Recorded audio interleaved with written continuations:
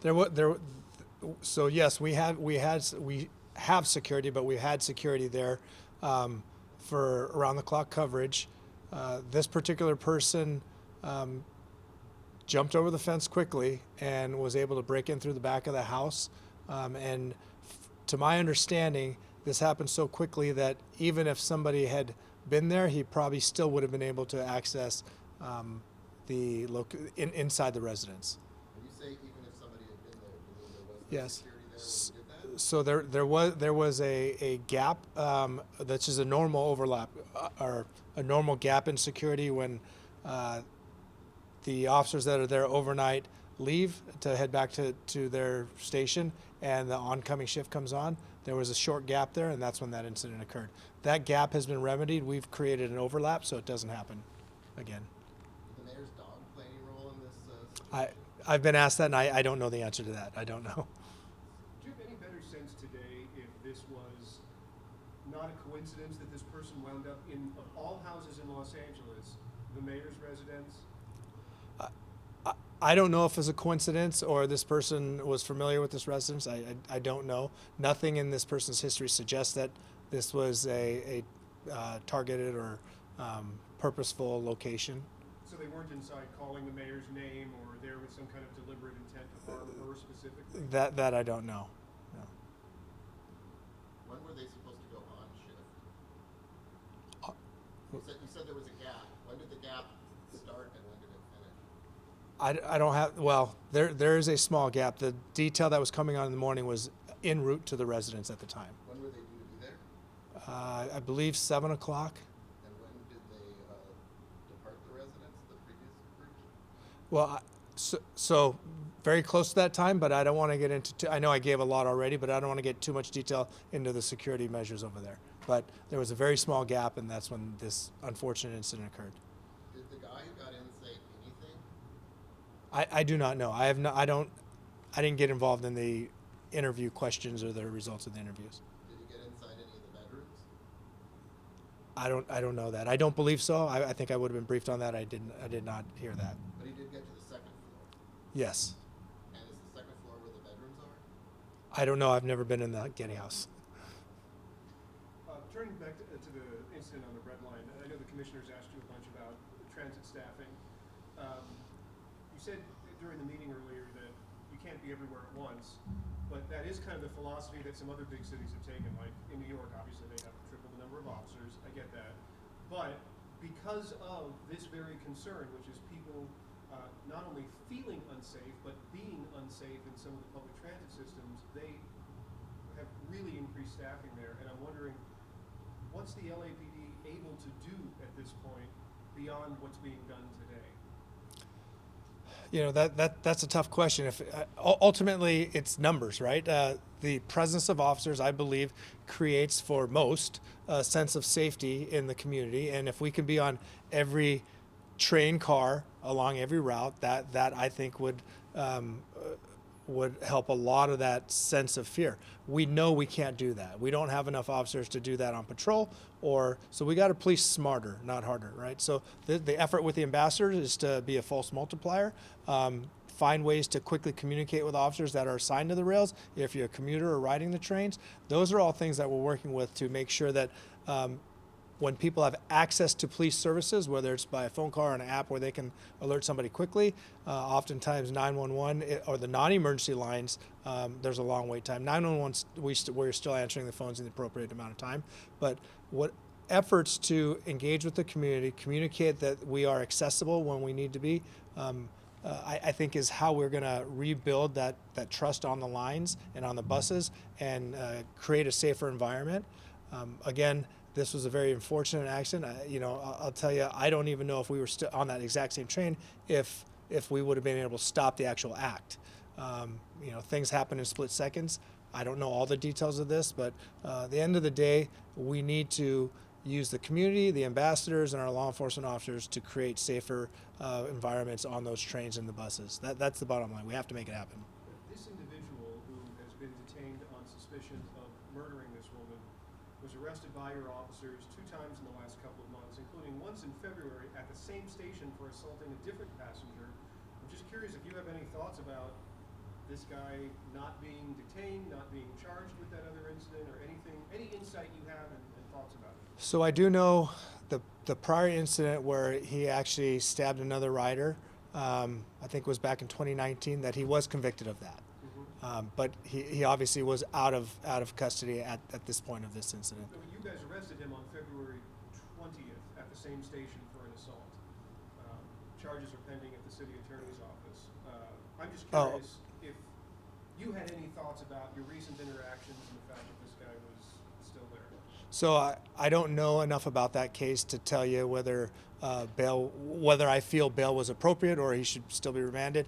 I don't know. Let's make a question about the change in shift. I just want to make sure I understand. That's between officers. We're not talking about any kind of GSD security, are we? No, this I'm talking about the security detail at the mayor's residence and let me clarify. It is the security services division security officers that have the shift on the property. But those are sworn LAPD officers. No, the security detail now there's slight difference in terms. There's a security services division security officers, and then there's a security detail which are sworn officers. And so who was changing shifts that morning? Was that GSD security? No, again, I don't want to get into all the details of who's what and what they're doing. I will tell you there is security around the clock now at the Getty House, and there was I won't even say a gap. The way they transition shifts in the morning caused a particular time period where somebody wasn't on the property, and that's been remedied. And now it's 24/7? Yes. But if there, I'm sorry, I just want to make sure that we don't misunderstand what you're saying. A gap means there was a time period where there was no coverage. So you're saying Yes. there is no gap, but there is a gap. So let's define the gap as when somebody is not physically on the property. There was a gap that morning, and that issue has been remedied. Perfect. Yeah.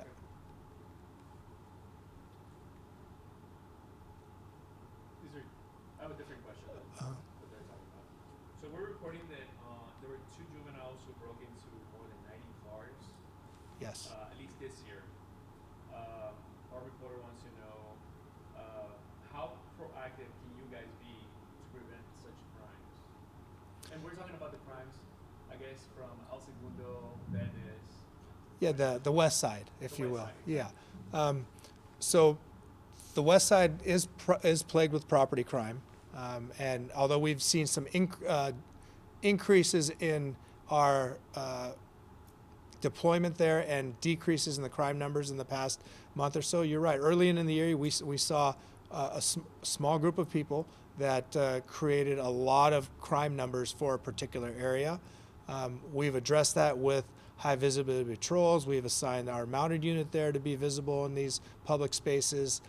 We've provided what we call our hide patrol, where officers are visible at nighttime driving around with their ambers on to ensure that the community sees them as well as the criminals see them, and it also creates a sense of safety within those neighborhoods. But there's a lot of different strategies that we deploy depending on emerging crime trends.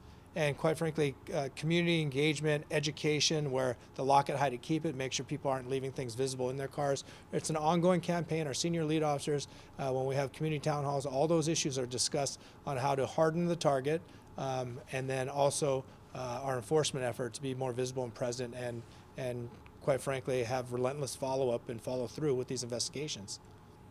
There's been video surveillance that actually helped arrest two teens, right, in Playa, I believe it was Playa del Rey.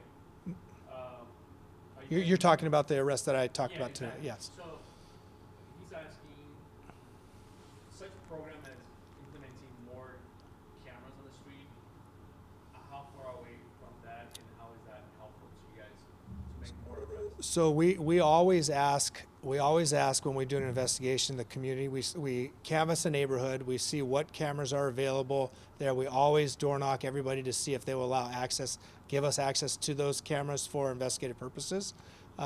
I think what you're alluding to is our real-time crime centers, where community members can sign up and register their particular cameras with our real-time crime center, so we have access, so we don't have to go door knock. We can see what's happening almost real-time, if you will.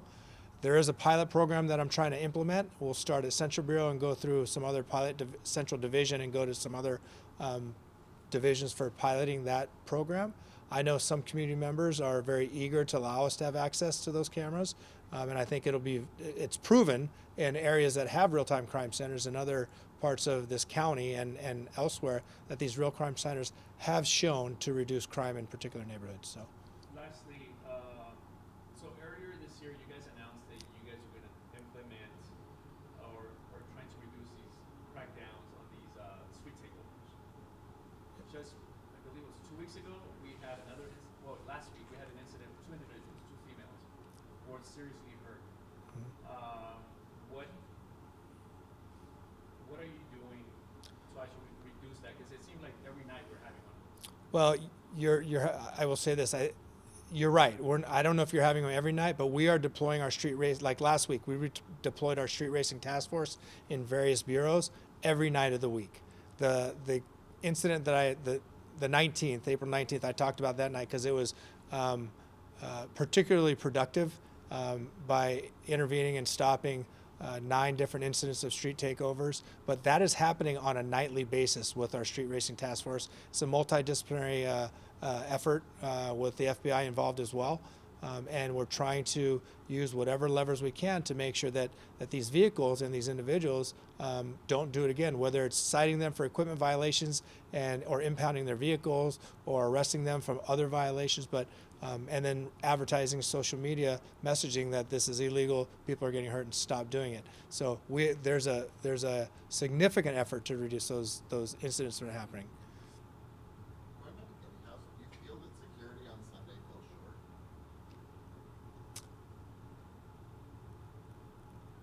short? I don't think it fell short. I think that this like I said, even if we had people on site at the property, somebody jumping the fence and running to the back door and breaking in, I mean, I don't know if one officer there could have physically stopped it. Or seen it. The Getty House, as you know, is a very large property, and so depending on where the officer would have been walking around the perimeter, this is all hypothetical. I can't say that it would have been preventative or not.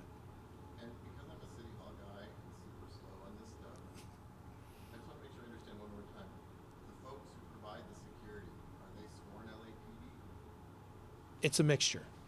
So it's a mix of sworn LAPD And security personnel, or security officers, which are not sworn. and out of what department? Are they still out of the LAPD, but Yes, out of our security services division. they're non-sworn? Yes. So they're not armed? No. Is that a change from past practice? I seem to remember that the mayor protective detail situation was an entirely sworn activity. So the security detail.